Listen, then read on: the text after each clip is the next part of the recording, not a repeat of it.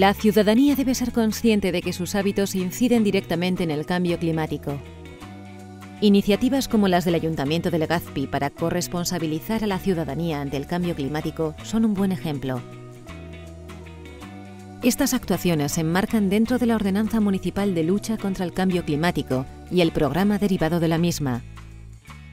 Además, responde a la propuesta trasladada por la ciudadanía desde el Foro Ciudadano de Agenda Local 21 de la localidad. Legazpi ha puesto en marcha dos iniciativas.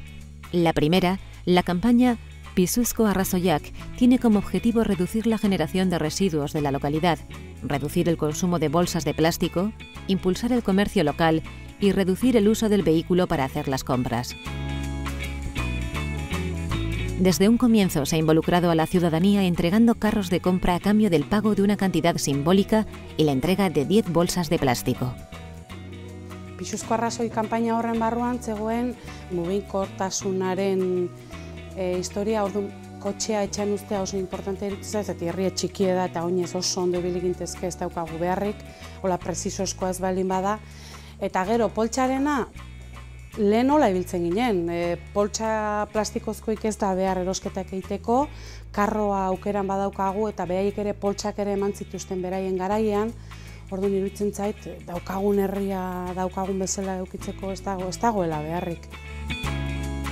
La segunda iniciativa corresponde a un programa de sensibilización, información e identificación de productos ecológicos en el comercio minorista. La asociación Illinti y 13 comercios de Legazpi han participado activamente en el programa, recibiendo formación específica adaptada a su negocio. Su implicación como prescriptores del consumo de productos verdes ha sido clave en este proyecto. Pues creo que es importante que nos involucremos por tres factores. El primero podría ser el que nos hacemos prescriptores de una nueva manera de consumir al resto de la población. El segundo factor sería que en nuestros propios comercios podemos abrir un nuevo tipo de mercado que empieza a ser demandado ya por esos consumidores.